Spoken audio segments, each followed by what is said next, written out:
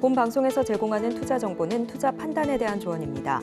방송에서 제공하는 주식의 가치, 가격 상승 및 하락에 대해서는 방송사에서 보장하지 않습니다. 오늘장 내일장 일부 이 시각 시황으로 문 열겠습니다. 한국은행이 지난해 12월 국제 수지를 발표했습니다. 지난해 우리나라 경상 수지는 8개월 연속 흑자를 유지했습니다. 반도체와 승용차 수출 증가세가 지속된 데다 국제유가 하락에 수입이 줄면서 상품 수지가 27개월 만에 최고치를 달성했는데요. 이렇게 좋은 성적표에 오늘 국내 자동차주와 함께 2차 전지 관련주 지수 상방 압력을 가하면서 양지수 모두 견조한 흐름 보여주고 있습니다. 그렇다면 이 시각 지수 흐름은 어떤지 코스피 먼저 살펴보도록 하겠습니다. 오늘 코스피 현재 0.8% 넘게 올라주면서 지수는 2,597선 움직임 가져가고 있습니다. 오늘 코스피 안에서는 자동차와 함께 2차 전지 관련주 강한 움직임 보여주고 있는데요. 기아와 함께 현대차 3% 넘는 강세 보여주고 있고요. 이어서 포스코홀딩스와 삼성 SDI도 짙은 빨간불 켜내고 있습니다. 매매 동향 안에서는 외국인이 6거래일 연속 매수세 이어가고 있습니다. 현재 3,100억 원 넘게 사들이고 있고요. 기관도 힘을 보태는 반면 개인만이 매도 우위 보여주고 있습니다. 오늘 코스닥 안에서는 2차 전지 관련주의 힘이 아주 강하게 작용하고 있습니다. 현재 지수는 0.39%, 다소 탄력이 둔화된 모습인데요. 지수는 810선 움직임 가져가고 있습니다.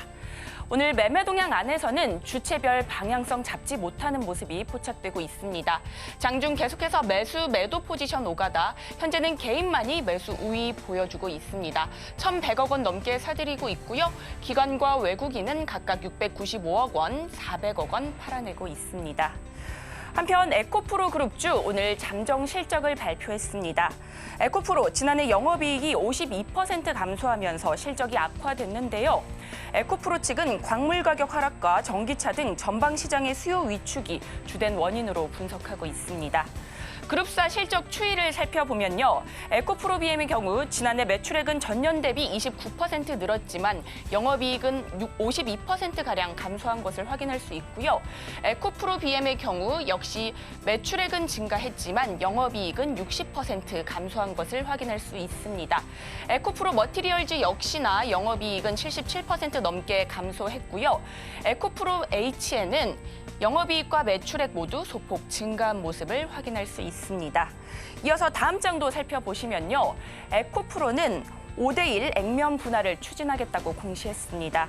유통 주식 수가 늘면 주가 변동성이 줄어들고요. 또 수급이 원활해지기 때문에 단기적인 주가 모멘텀으로 작용할 수 있어서 투자자들의 기대감이 커지고 있습니다. 이어서 다음 장도 살펴보도록 하겠습니다. 오늘 에코프로는 실적 발표 컨퍼런스 콜에서 에코프로비엠의 경우 코스피 이전을 검토하고 있다고 밝혔습니다. 코스피 200 편입에 따른 패시브 자금 유입 효과를 기대할 수 있을지 계속해서 잘 지켜보셔야 될 것 같습니다. 이렇게 여러 가지 이슈가 겹치면서 에코프로 그룹주 오늘 견조한 움직임 보여주고 있는데요. 주가 흐름 살펴보도록 하겠습니다. 먼저 에코프로 현재 13% 넘게 올라주면서 57만 6천 원에 거래되고 있습니다. 이어서 에코프로 BM도 강한데요. 7% 넘는 빨간불 켜내주고 있고요. 에코프로 H에는 현재 하락 전환한 모습 보여주고 있습니다. 한편 오늘 국방부는 32억 달러 규모의 방위 수출 계약 소식을 전했습니다. 국방부는 지난해 11월 LIG 넥스원과 사우디아라비아 국방부 간에 체결한 청궁2 약 32억 달러 규모의 계약 체결식을 진행했다고 밝혔는데요. 이 같은 소식에 관련주 장 초반 강한 움직임 보여주다 현재는 탄력이 다소 둔화된 움직임 보여주고 있습니다. 이 시각 관련주 흐름 살펴보도록 하겠습니다. 가장 강한 것은 한화입니다. 6% 넘는 빨간불 켜내주고 있고요. 이어서는 코치테크놀로지 4% 가까이 오름세 보여주는 반면 기아도 3% 가까이 오름세 보여주고 있습니다. 이상 오늘장 시황 살펴봤습니다. 남은 오후장도 저희와 함께 하시면서 현명한 투자 전략 세워가시기 바라겠습니다. 이상 시황센터 최유정이었습니다.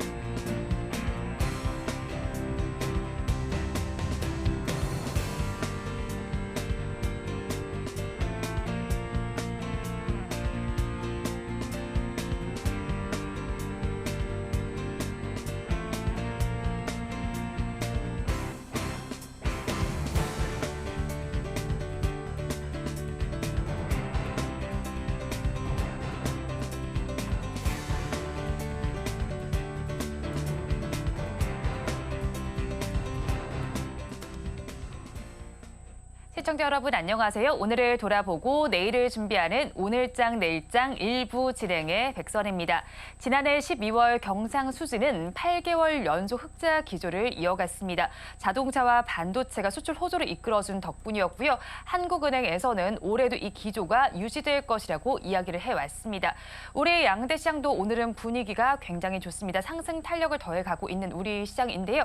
시장 안에서 수급 양상은 좀 다르게 관찰이 되고 있습니다. 코스피 시장에서는 외국인과 기관이 쌍끌이 매수를 해주고 있지만 코스닥 시장에서는 외국인과 기관이 동반 매도에 나서고 있습니다. 또 오늘 시장에서는 단연 2차 전지가 주인공으로 움직이고 있습니다. 연휴를 앞둔 만큼 우리 시장 그다지 분위기 좋지 못했는데 오늘은 반짝 상승을 하고 있고요. 내일은 또 옵션 만기를 맞은 만큼 변동성에도 유의를 해보셔야겠습니다.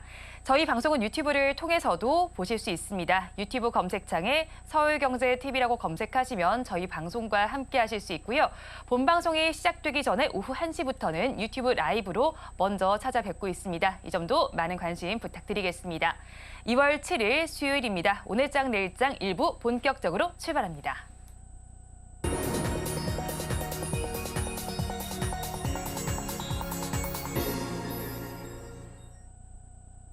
쏟아지는 경제 뉴스 중에서 어떤 뉴스가 수익으로 연결될지 알아보는 시간입니다. 나도투자연구소의 이재규 본부장, 영헬리서치의 최진욱 본부장 두 분 나와 있습니다. 두 분 어서 오세요. 네, 안녕하세요. 반갑습니다.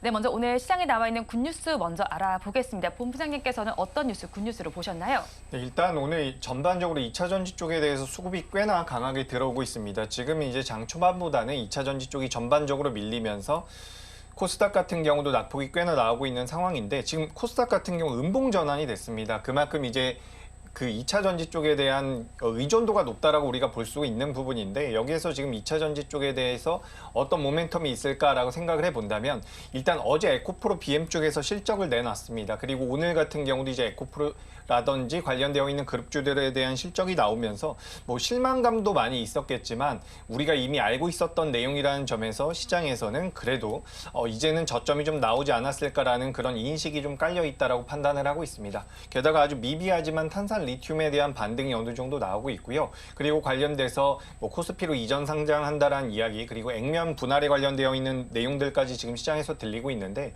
지금 특히 이 액면 분할 같은 경우는 실제로 유통 주식 수가 늘기 때문에 주가가 시장에서 많이 주식 수가 많다라는 거죠. 그렇게 된다라고 하면 우리가 결과적으로 매매를 하고 있는 사람들이 많아집니다. 5명이 매매하는 것과 100명이 매매하는 것은 다르죠. 근데 100명, 그러니까 액면 분할 이후에 많은 사람들이 주주가 된다라고 하면 사실 주가 자체는 좀 방향성을 잃을 가능성도 있다라는 말씀을 드리고 싶습니다. 다만 그동안 우리나라에서 액면 분할을 진행했었던 기업들 같은 경우는 실제로 액면 분할이 진행되기 전까지는 주가 흐름이 좋았던 경우가 굉장히 많아요.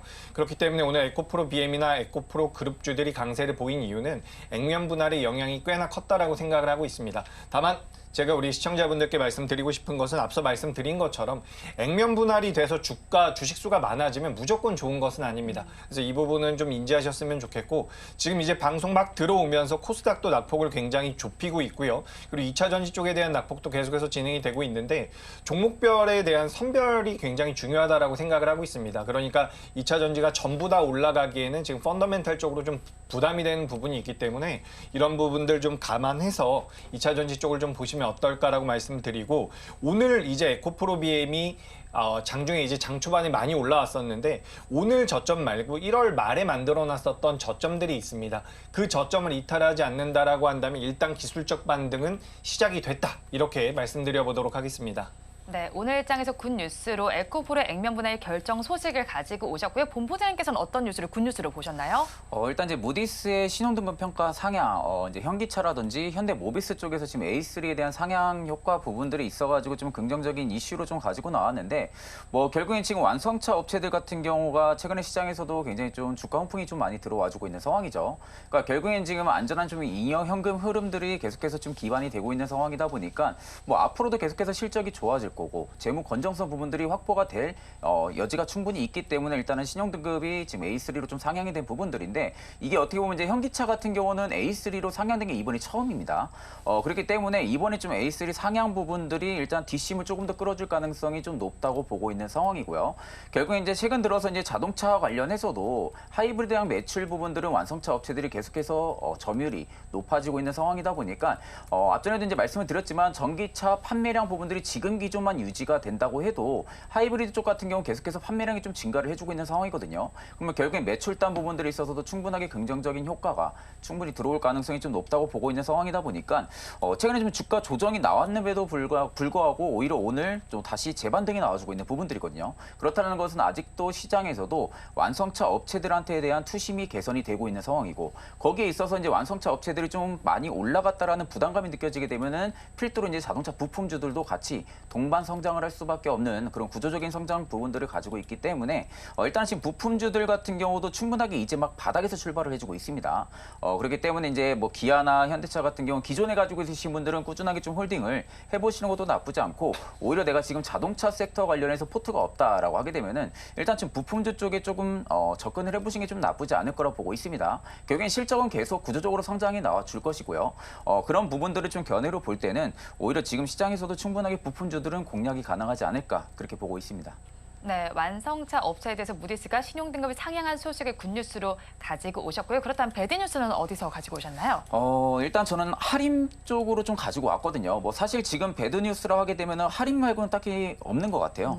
결국엔 지금 이제 H&M 관련해서 협상이 결렬이 된 부분들이 사실 지금 주가에 계속적으로 악재로 담겨져 있는 부분들로 보이는데, 근데 오늘 장 초반에 비하면 할인이 그래도 어느 정도 수급을 지금 회복은 해주고 있습니다. 네. 그러니까 물량을 지금 소화를 해주고 있는 작업들은 보여주고 있지만 실질적으로 지금 생각보다 거래 대금들이 그렇게 좀 많이 터져주고 있는 부분들은 아니다 보니까 결국엔 지금의 악재 부분들이 계속적으로 연이은 하방 압력을 좀 유지를 해줄 가능성이 좀 높다고 보고 있고요.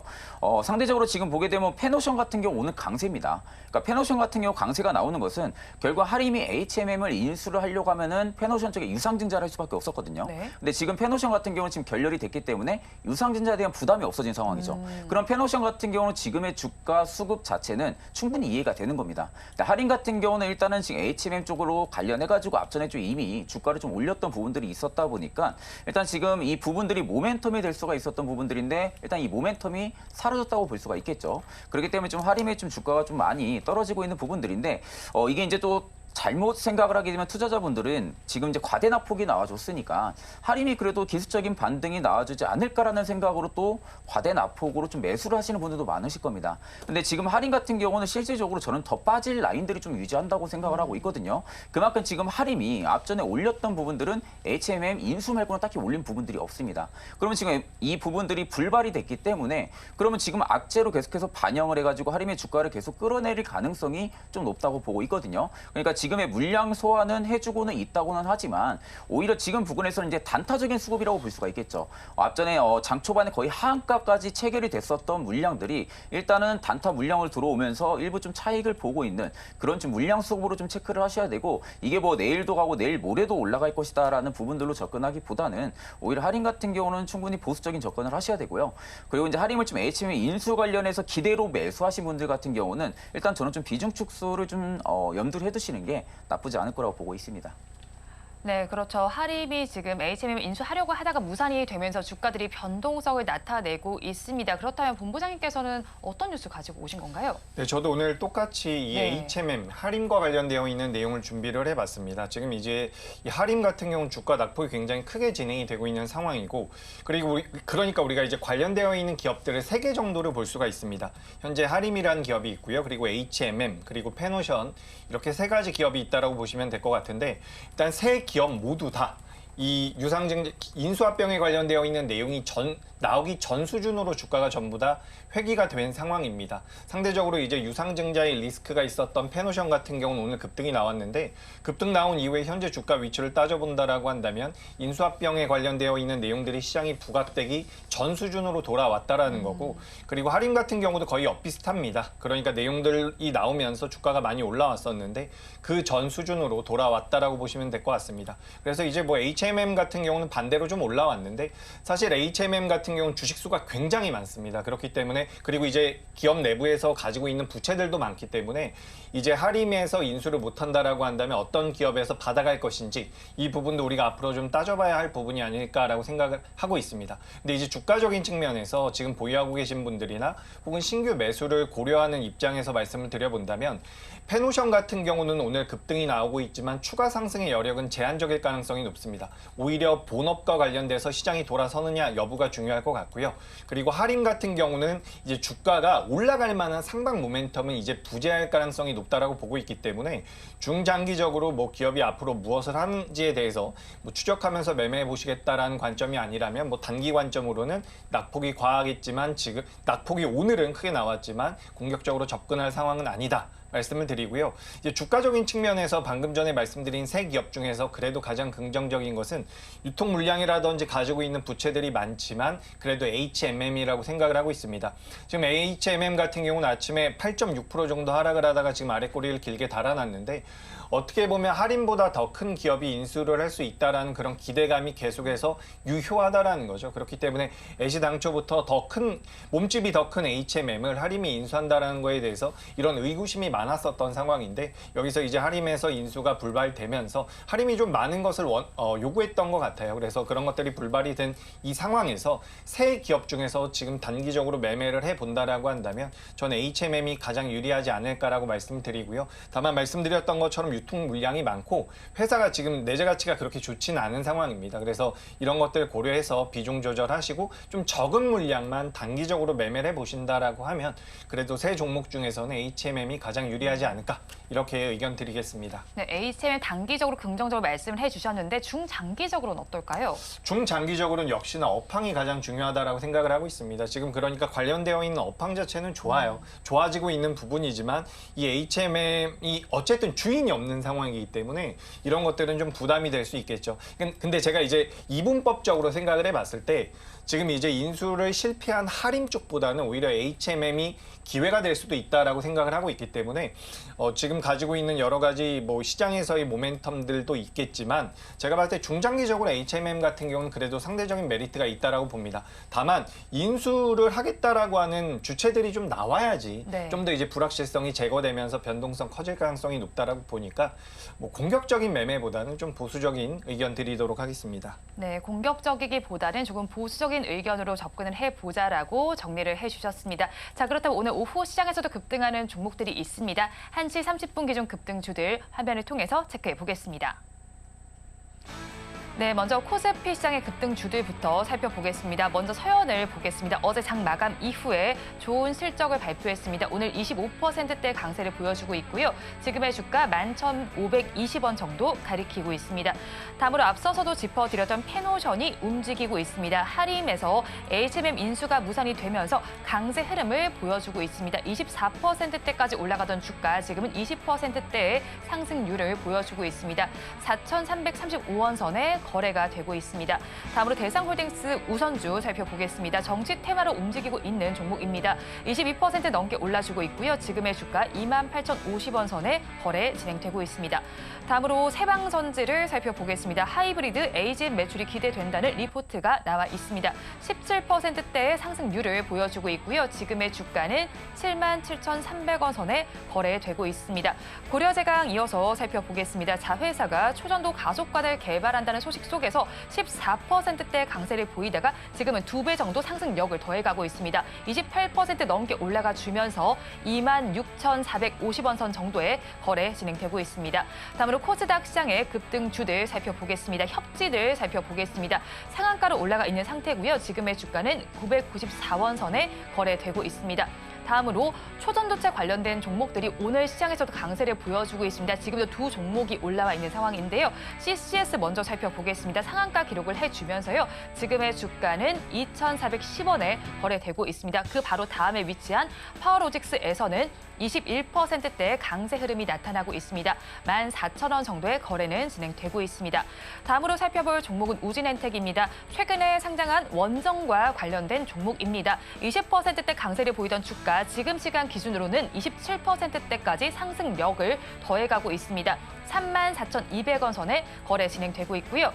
마지막으로 하이비전 시스템을 살펴보겠습니다. 주주가치 제고를 위해서 노력을 하고 있습니다. 주가 20%대의 강세를 보여주고 있고요. 지금의 주가는 24,900원 선 가리키고 있습니다.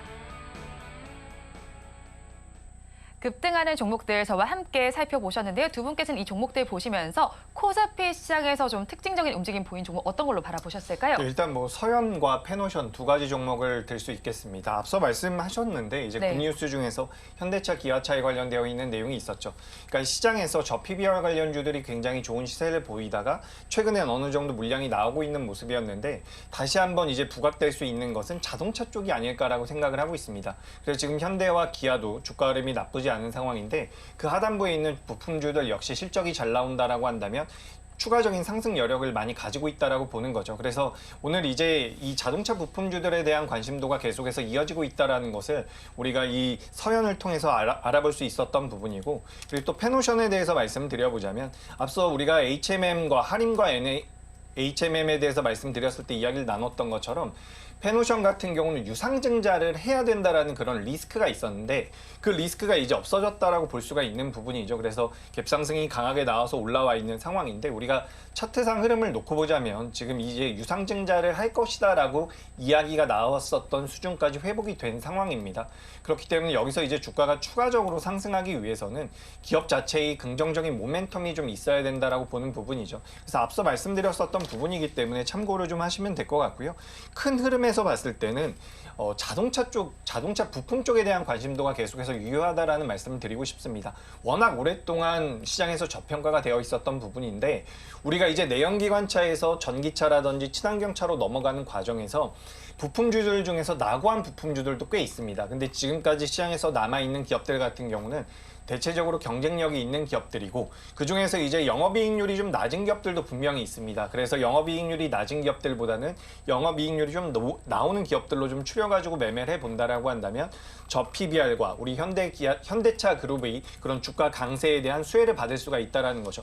그리고 여기서 제가 우리 시청자분들께서 혹시나 좀 궁금해하실까봐 말씀을 드려보자면 지금 현대차에 대한 관심도가 굉장히 높습니다. 저도 그래서 여기저기서 많은 질문을 받고 있는데 지금 현대차 같은 경우는 주가가 최근 들어서 굉장히 가파르게 올라왔죠. 그래서 이제 개인 투자자분들 입장에선 이 종목이 너무 많이 올라왔기 때문에 이제 더는 못 올라가지 않을까 이런 생각을 하실 수가 있는데 제가 생각했을 때는 현대차가 이번에 25만 원, 26만 원을 넘어간다라고 하면 잘하면 30만 원 이상도 갈 수 있지 않을까라는 생각이 듭니다.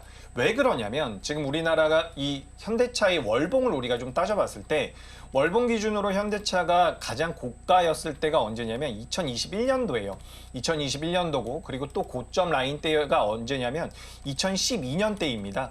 근데 2012년 같은 경우는 제가 알기로 이건 좀 확인이 필요한데 맞을 겁니다. 2012년도 같은 경우는 영업이익이 8조였어요. 그리고 2021년도 그러니까 지금 화면에서 우측에 있는 저 노란색 자리에서는 영업이익이 6조 정도 나왔습니다. 근데 2023년도 기준으로 영업이익이 15조예요. 그러니까 우리가 산술적으로 계산해 봤을 때 주가가 못 갈 이유는 없다라는 거죠. 그래서 지금 주가가 최근 들어서 굉장히 단기간에 많이 올라왔고 기술적으로 봤을 때 이격도가 많이 벌어져 있다라고 생각이 되지만 사실 현대차가 못 갈 이유는 없다라고 생각을 하고 있습니다. 그러니까 현대차뿐만 아니라 그 하단부에 있는 벤더 기업들, 부품 업체들 계속해서 관심이 필요하겠다라는 말씀 드려보겠습니다. 네, 완성차를 비롯해서 그 아래에 있는 부품주들까지 관심이 필요하겠다라고 정리를 해주셨고요. 그럼 본부장님께서는 코스피 시장에서 특징 좀 어떤 걸로 보셨을까요? 일단 이제 코스피 시장 같은 경우는 저도 뭐 본부장님 거의 비슷한 것 같아요. 지금 시점에서는 뭐 이제 고려제강 같은 경우도 일단 상한가는 달성하고 있지만 뭐 초전도 가속관 개발 이슈가 좀 부각이 돼서 자회사가 그래서 지금 상한가를 가고 있는 부분들인데 사실 이제 고려제강이 가지고 있는 특수성 이제 모멘텀 부분들로 지금 상한가가 간 부분들이 아니죠. 네. 그렇기 때문에 좀 고려제강 같은 경우 단기적인 좀 트레이딩 관점이 좀 유효하다고 보고 있고 일단 저는 지금 부분에서 접근을 좀 한다고 하게 되면 서현 아니면 좀 페노션 쪽을 좀 접근을 보시는 게 좀 맞지 않을까 보고 있어요. 뭐 서현 같은 경우도 뭐 최근에 주가 강세 흐름들이 지금 굉장히 많이 유지가 됐지만 상대적으로 지금 차트상으로만 놓고 봐도 일봉상에서 올라갈 자리가 너무나도 많습니다. 그러니까 지금 구간에서는 이제 단기적으로 봤을 때는 굉장히 좀 오래 올라간 것처럼 보이지만 오히려 지금 중장기적인 주가 흐름들로 놓고 보면은 이제 막 추세가 개선이 되고 있는 부분들이거든요. 그렇기 때문에 좀 서양 같은 경우가 어닝 서프라이즈 힘을 입어가지고 앞으로 좀 자동차 업황에 대한 구조적인 회복세가 계속 좀 들어와주면서 이 업황 사이클이 꾸준하게 유지가 된다고 하게 되면 저는 오히려 서양 같은 경우는 충분하게 지금 시점에서도 저는 매수 관점은 좀 보셔도 나쁘지 않을 거라고 보고 있고요. 그리고 이제 앞전에 또 말씀드렸다시피 페노션 같은 경우도 마찬가지입니다. 일단 뭐 지금 해운 업황이 좋지 못합니다. 해운 업황이 좋지 못하지만 일단 유상증자에 대한 부담감이 일부 해소가 됐기 때문에 그렇다는 것은 앞전에 유상증자에 대한 부담으로 주가를 낙폭을 키웠던 기점까지는 충분하게 밸류업이 나올 가능성이 높다는 거죠. 그러면 일단 5,100원대까지도 저는 충분히 상방은 열려 있다고 보고 있습니다. 그렇기 때문에 오늘의 좀 거래 대금도 좀 긍정적으로 바라볼 수가 있지만 그 이후에 좀 가격적인 추이 같은 경우는 해운 업황이 일단 좀 돌아서야 됩니다. 해운 업황이 좀 돌아서야만 이 페노션도 주가 트리거 부분들이 좀 충분히 나와줄 가능성이 높다고 보고 있는데 일단 유상증자 부담감으로 좀 밸류 다운이 됐던 부분들의 수급은 다시 밸류를 찾으려는 움직임이 나와줄 수가 있기 때문에 좀 계속해서 좀 시세 추적을 해보시는 게 나쁘지 않을 거라고 보고 있습니다. 네, 두 분께서 좀 비슷한 관점으로 전해주셨고 이 안에서 저도 서영 그룹주를 한번 좀 살펴보고 싶은데요. 그룹주 전반이 지금 훈풍이 불고 있습니다. 앞으로도 다 이 그룹주 전반을 긍정적으로 봐도 좋을지 궁금하거든요. 특히나 이 서현 이화의 주가의 경우에는 5거래일 사이에 40% 넘게 상승을 하고 있습니다. 지금도 접근해도 괜찮은 걸까요?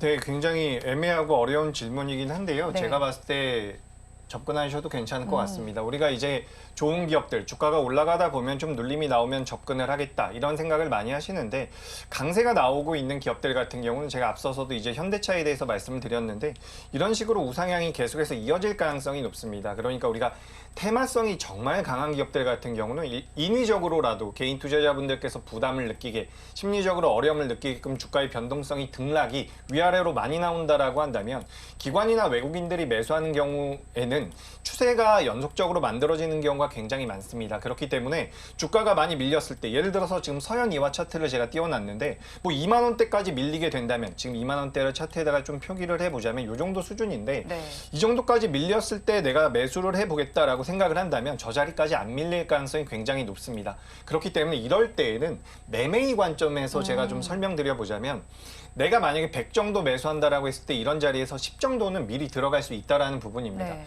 10 정도 매수를 한다라고 한다면 저는 전혀 부담이 없다라는 말씀을 드리고 싶고요. 지금 이제 부품주들 중에서 제가 방송에서 굉장히 자주 언급을 드렸었던 기업 중에서 코리아 FT라는 기업이 있습니다. 지금 코리아 FT 같은 경우도 비슷한 과정에서 조정받았지만 다시 한번 올라가주는 모습이죠. 그래서 이제 코리아 FT 이후에 서현 이화라든지 서현이 따라하고 있는 모습인데 어떻게 보면 전통적인 부분에선 서현 쪽이 좀 더 유리한 부분도 있기 때문에 제가 봤을 때 이런 종목들 같은 경우는 비중 조절을 하면서 따라 들어간다라고 하면 좋은 결과가 나올 수 있다라는 말씀을 드리고 싶고요. 이 자동차 업황에 대해서 좀 말씀을 드려보자면 지금 도요타도 어제 급등이 나왔고요. 최근에 뭐 GM도 급등이 나왔습니다. 자동차 업황에 대한 기대감이 계속해서 불거지고 있는 상황이에요. 미국에서 금리 인하를 연기한다라고는 하지만 금리 인하가 된다라고 한다면 오토론에 대한 금리 인하가 자동차 쪽에 대한 수혜로 엮일 가능성도 굉장히 높은 부분이고 또 한 가지 말씀드려보자면 제가 예전에도 한번 말씀을 드렸던 것 같은데 지금 환율이 1,300원대에서 유지가 되고 있는 부분입니다. 1,300원대로 유지가 된다는 것은 외국인들 입장에서 봤을 때 우리나라 현대기아차의 주가가 아니라 자동차 가격이 저렴하다라고 느낄 수밖에 없는 부분이죠. 그렇기 때문에 계속해서 가격 경쟁력이 있다라고 한다면 올해도 뭐 글로벌 탑3 안에는 충분히 들어갈 가능성이 높다라고 보고요. 실제로 이 자동차 반도체에서 전 세계 1위 업체인 인피니언이라는 회사가 있습니다. 근데 이 회사가 우리나라 현대차 그룹이 2030년도 이후에는 전 세계에서 가장 많이 판매를 할 것이다. 뭐 이런 분석까지 내놓은 부분이기 때문에 이런 부분들이 시장에선 긍정적으로 작용할 수가 있고 마지막으로 한 가지 더 말씀드린다면 지금 현대차 같은 경우는 인도에서 IPO에 관련되어 있는 모멘텀이 좀 있습니다. 그래서 거기에서 3주에서 4주 정도의 어느 정도 뭐 밸류업에 관련되어 있는 모멘텀이 생길 수도 있기 때문에 지금 현대차 그룹 같은 경우는 굉장히 좋은 모멘텀이 많다. 근데 그 밑에 있는 벤더 기업들 같은 경우에는 우리가 과거의 확률로 봤을 때 현대차가 올라가게 되면 밑에 있는 부품단들도 당연히 올라가게 됩니다. 근데 과거에는 부품주들이 더 많이 올라갔다라는 거죠. 근데 지금 현대차와 기아차가 올라간 거에 비해서 밑에 있는 중소형주들 같은 경우는 상대적으로 반등이 덜한 종목들도 많았기 때문에 뭐 서현 이와도 저는 지금 접근이 가능하지만 그 외에도 저평가되어 있는 부품주들 같은 경우는 저는 추가 상승의 여력이 남아있다라고 보니까 환율이 빠지는지 여부만 좀 체크를 하면서 대응해 보시면 될 것 같습니다. 네, 환율이 빠지는지 여부를 체크하면서 대응을 해보자라고 정리를 해주셨고요. 그러던 코스닥 시장에서도 특징주들이 있었습니다. 어떤 걸 좀 특징적으로 보셨을까요? 네, 바로 저죠. 네. 예, 이번에는 하이비전 시스템이라는 기업을 말씀드려 보도록 하겠습니다. 일단 우리가 지금 시장 코스닥 쪽 같은 경우는 파워로직스도 그렇고 CCS도 그렇고 전체적으로 이제 초전도체 관련주들이 많이 특징적으로 보이는데 하이비전 시스템 같은 경우는 우리가 이제 이 애플의 비전 프로와 관련되어 있는 부분들이 시장에서 어느 정도 부각이 되고 있다라고 보시면 될 것 같습니다. 그래서 이 기업 같은 경우는 사실상 실적이 굉장히 좋아요. 우리가 최근 들어서 이제 뭐 저PBR 쪽에 대한 내용들이 시장에서 부각이 되면서 저평가되어 있는 기업들이 이런 저런 메리트가 있다라는 내용들이 나오고 있지만 거기서 가장 핵심적인 것은 제가 지난 시간에도 말씀드렸다시피 ROE라는 말씀을 드렸습니다. 네. 하이비전 시스템 같은 경우는 ROE도 굉장히 잘 나오고 있는 상황이고요. 시가총액 같은 경우도 3천억대이기 때문에 주가가 지금 26,400원대 오늘 고점을 찍고서 밀림이 나왔지만 주봉과 월봉 기준으로 따져봤을 때 하이비전 시스템은 상승 여력이 굉장히 많이 남아 있습니다.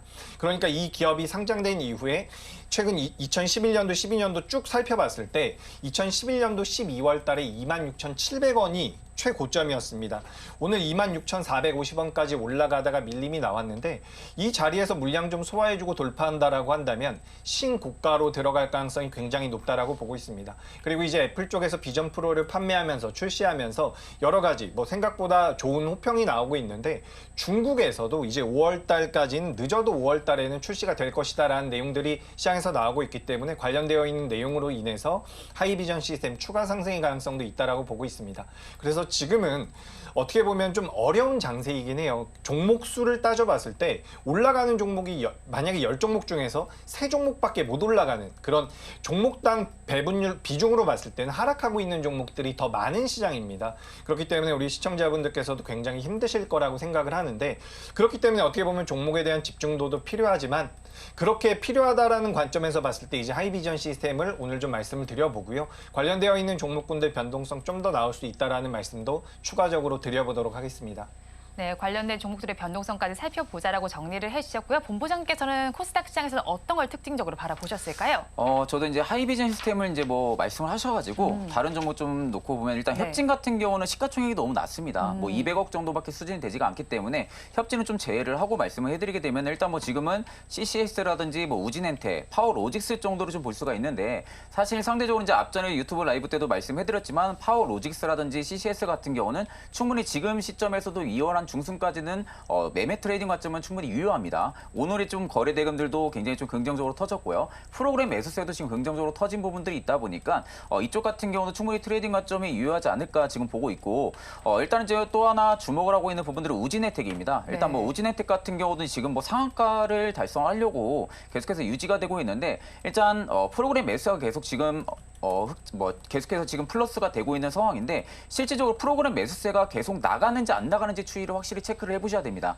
프로그램 매수세가 오늘 순매수가 좀 들어와주면서 마감을 해준다고 하게 되면 일단은 내일도 상승 기조 흐름들이 좀 나와줄 가능성이 좀 높다고 보고 있고요. 일단 우진혜택 같은 경우도 지금 뭐 체코 쪽에서 원전 뭐 추가 수주 입찰 부분들이 좀 부각이 되고 있는 부분들이 아닌가 좀 생각이 되고 있는데 그만큼 지금 원전 같은 경우는 이게 이제 투자 전략 부분들을 잘 잡아야 되는 부분들이 단기적으로 모멘텀이 계속 부각이 돼가지고 올라가기는 다소 어려울 겁니다. 근데 다만 이제 신재생 에너지 쪽에 대한 뭐 아리백 이런 부분들이 있어가지고 활성화가 된다고 하게 되면은 결국엔 원자력 부분들이 필수로 좀 필요할 수밖에 없거든요. 그러니까 그런 관점으로 볼 때는 중장기적인 성장성은 부여를 받을 수가 있겠지만 일단 우진혜택 같은 경우도 신규 성장을 하고 나서 저는 생각보다 지금 가격에 대한 멀티플이 좀 많이 상향이 돼 있는 부분들이 아닌가 그런 좀 조심스러운 생각을 하고 있습니다.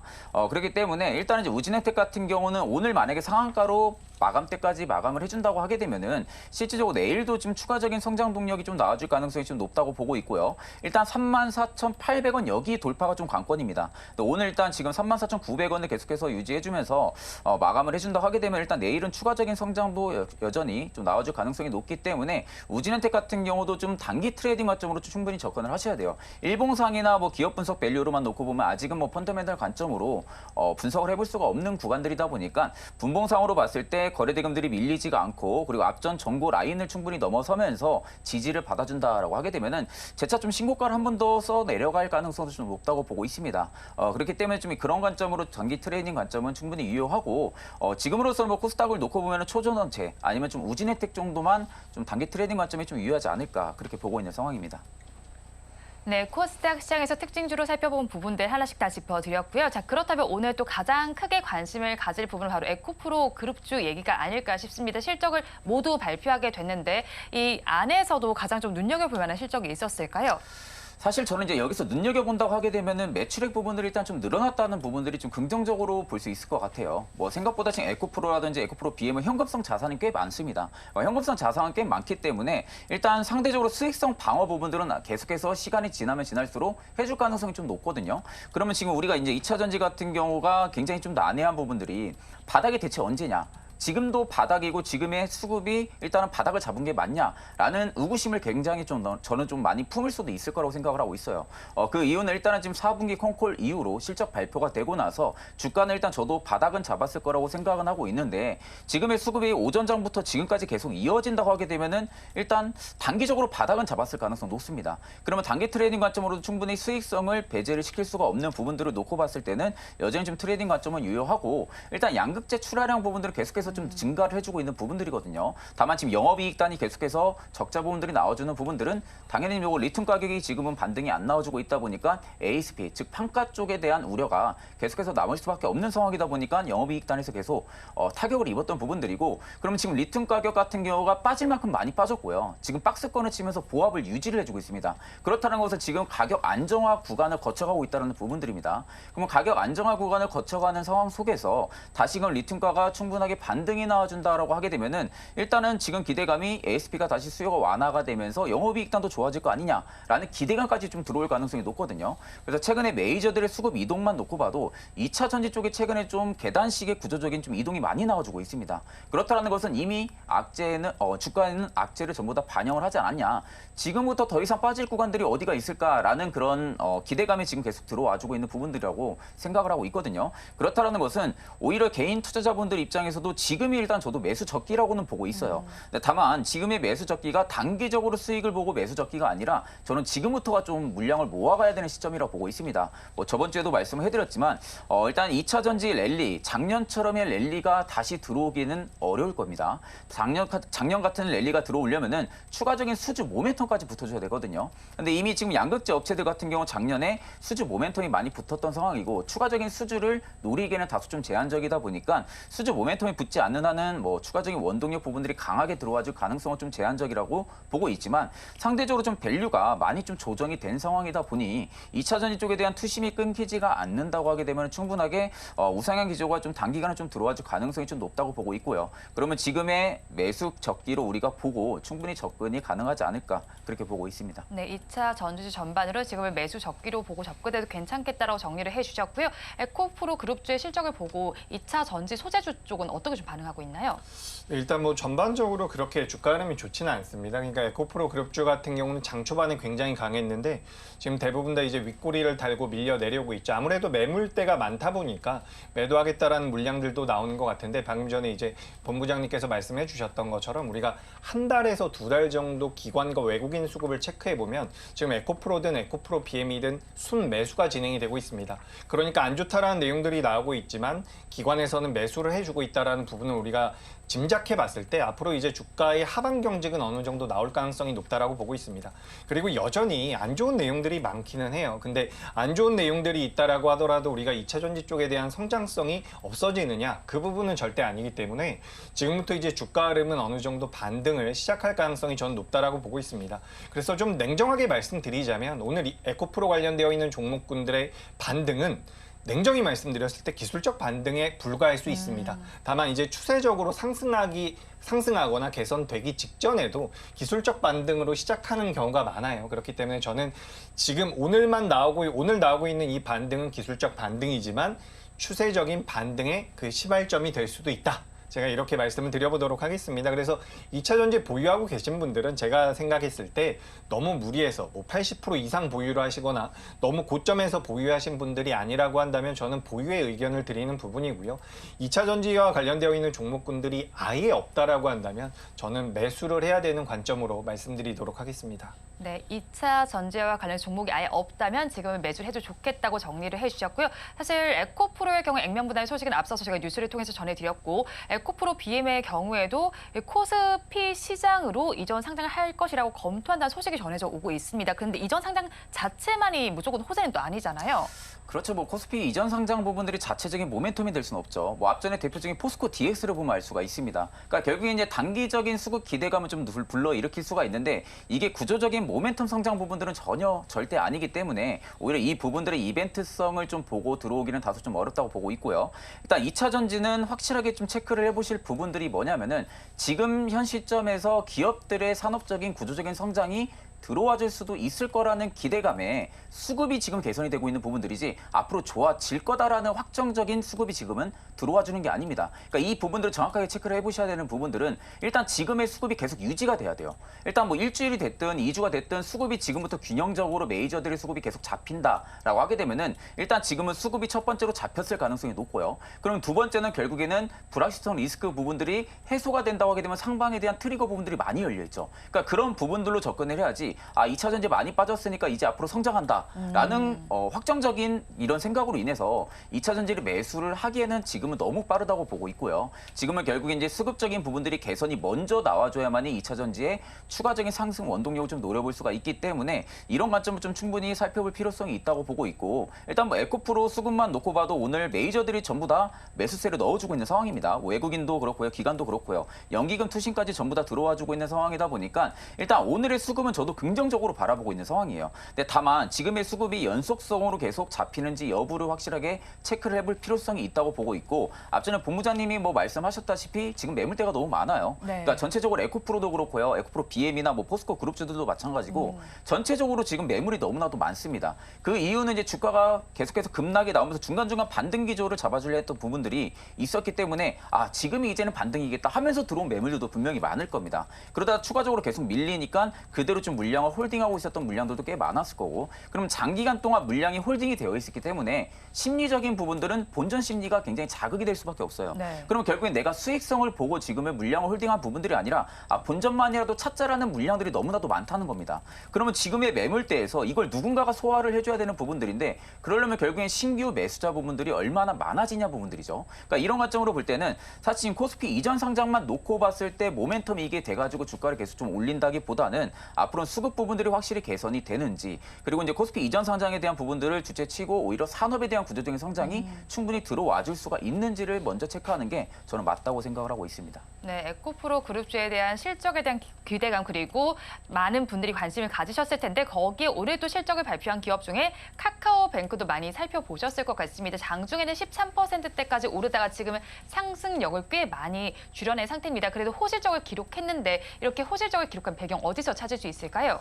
일단 은행주들이 실적이 잘 나오고 있죠. 실적이 잘 나오고 있는 부분이고 우리가 이제 금리 인하를 하게 되면 은행주들이 실적이 안 좋아질 것이다라고 이야기하는 분들도 계시지만 사실 우리가 이제 순이자 마진이라고 해서 NIM이라고 하는 게 있습니다. 그래서 그 부분에 대해서 이제 은행주들이 가장 큰 영향을 받는다라고 보시면 될 것 같은데 2024년도에 관련되어 있는 내용들이 계속해서 개선될 가능성이 높다라는 거죠. 그래서 이제 카카오뱅크 같은 경우는 작년에도 실적이 좋았는데 앞으로도 좋아질 가능성이 굉장히 높다라고 보고 있습니다.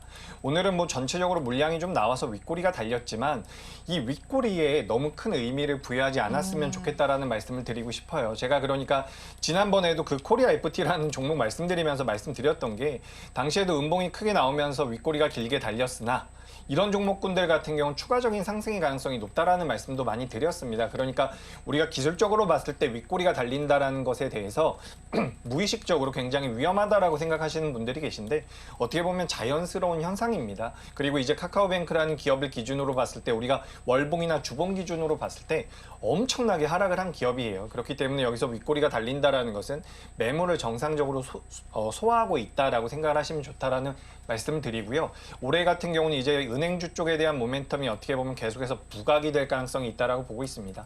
그래서 저는 카카오뱅크는 긍정적인 의견을 드려보고요. 뭐 신규 매수로도 괜찮은 종목이다라는 말씀까지 드리도록 하겠습니다.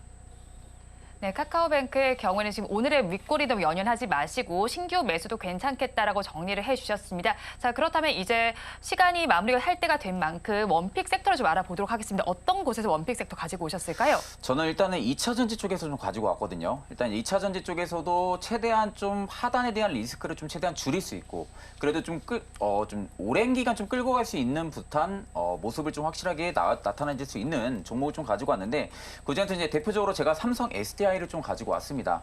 일단 이제 삼성 SDI를 좀 가지고 온 부분들은 이제 전방 수요가 물론 지금도 약화가 되고 있는 건 사실이지만 상대적으로 지금 프리미엄 차종 매출 비중이 굉장히 좀 높은 기업이에요. 그러다 보니까 이제 다른 경쟁사들 대비해서 워낙 수익성 방어를 굉장히 좀 잘하고 있는 기업이라고 생각을 하면 되시고 일단 지금 첫 번째로 하나의 좀 주가 상승 모멘텀으로 좀 작용해 줄 수 있는 부분들이 지금 스텔란티스의 지금 북미 1공장이 원래 기존에 2025년에 가동을 진행을 하기로 했었는데 2024년 올해 연말에 일단 조기 가동을 할 예정이 지금 되어 있는 상태입니다. 그러니까 올해 지금 1월 초반에 좀 나왔던 이슈인데 이 부분들이 좀 하나의 주가 상승 모멘텀을 계속 좀 유지를 해줄 가능성이 높다고 보고 있는 상황인데 그만큼 삼성 SDI 같은 경우는 생산세액 공제 부분들을 미리 준비한다는 거죠. 그러니까 생산세액 공제 부분들을 미리 준비한다는 부분들은 다른 경쟁사들 대비해서 압도적인 수익성 상향 부분들이 이어질 가능성이 높습니다.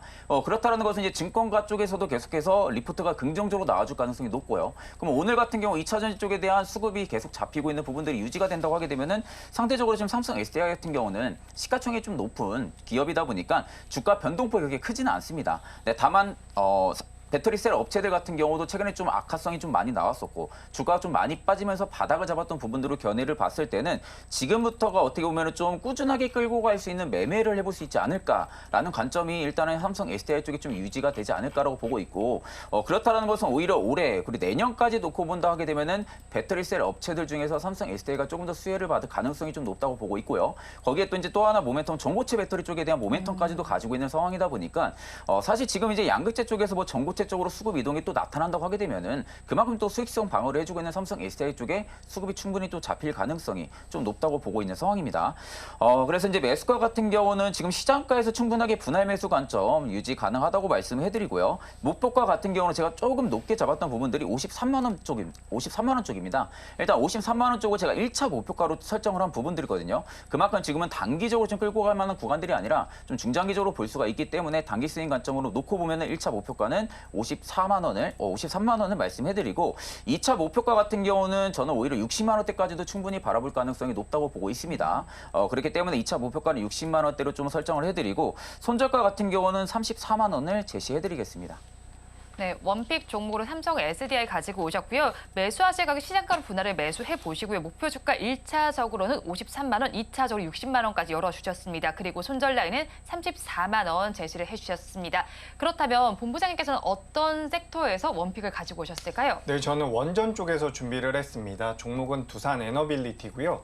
최근 이제 우리나라 시장에서 자금이 들어오는 쪽은 공통점이 있습니다. 지금 이제 저 PBR 관련되어 있는 종목군들이 움직였는데 이 부분 같은 경우는 정부의 정책 수혜를 받은 것이죠. 그리고 총선을 앞두고 나서 관련되어 있는 종목군들, 저출산이라든지 뭐 최근 들어서 이제 비대면 의료 관련주들도 변동성이 많이 나왔습니다. 그래서 결국에는 이제 증시에서 이런 격언이 있습니다. 정부 정책에 반하지 말라라는 그런 격언이 있는데 최근 들어서 그런 모습들이 많이 나오고 있다라고 생각을 하고 있어요. 그래서 뭐 김포를 서울에 편입한다라는 내용으로 인해서 테마성을 가지고 움직이는 경우도 있지만 우리가 큰 관점에서 봤을 때 정책과 관련되어 있는 종목들은 체크할 필요가 있다라고 저는 생각을 하고 있습니다. 그래서 원전 원전 쪽 같은 경우는 정부에서 계속해서 정책적으로 육성을 한다라고 이야기가 나오고 있죠. 그렇기 때문에 육성에 대한 수혜를 받을 수 있다라고 보고 있는 부분이고 유럽에서도 계속해서 투자가 지속이 되고 있다라고 합니다. 그래서 지금 당장에는 시장에서 크게 부각되지 않고 있지만 대형주로서 두산 에너빌리티에 대한 관심이 필요하다라는 말씀을 드리고요. 매수가는 지금 15,250원대에서 거래가 되고 있는데 현재가에서 매수가 가능하다라는 말씀 드리고요. 목표가 같은 경우는 17,000원, 손절가는 14,200원으로 드립니다. 이 기업 같은 경우는 단기적으로 급등을 노린다라기보다는 여러분들 포트에 좀 담아 놓으시면 앞으로 뭐 정부에서 이슈가 나올 때마다 한 번씩은 부각이 될 가능성이 높은 기업이니까 그 부분을 이제 투자 포인트로 잡고서 보시면 될 것 같습니다. 네, 원픽 종목으로는 두산 에너빌리티 짚어주셨고요. 매수하실 가격은 현재가 목표 주가는 17,000원, 손절리 14,200원 제시를 해주셨습니다. 지금까지 나도투자연구소의 이재규 본부장, 영헬리서치의 최진욱 본부장과 함께했습니다. 두 분 말씀 고맙습니다. 네, 두 분께서 짚어주신 원픽 종목 다시 한번 화면으로 확인해 보시죠.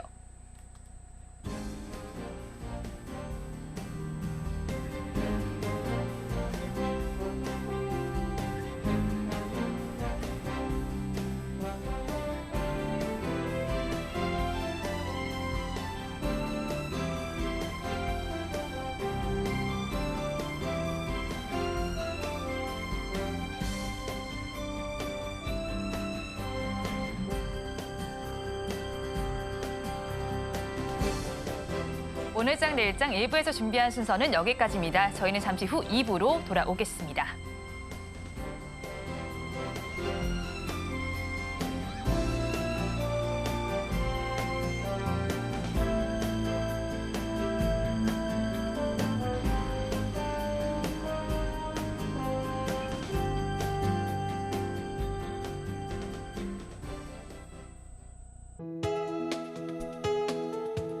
본 방송에서 제공하는 투자 정보는 투자 판단에 대한 조언입니다. 방송에서 제공하는 주식의 가치, 가격 상승 및 하락에 대해서는 방송사에서 보장하지 않습니다.